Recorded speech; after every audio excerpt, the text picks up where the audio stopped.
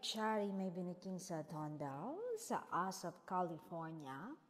Ayon sa aktor, lagi kong nasasaksihan ang lambingan ng dalawa. They're really sweet. Masaya ako na nahanap na ni Donnie ang babaeng para sa kanya. Yung tipong hahawakan lang ni Bella ang mga kamay niya ay tila na full charge na siya kasi masisilayan mo na ang maliwanag niyang ngiti. In love na talaga si Donnie Pangilinan. Hirit pa ng aktor.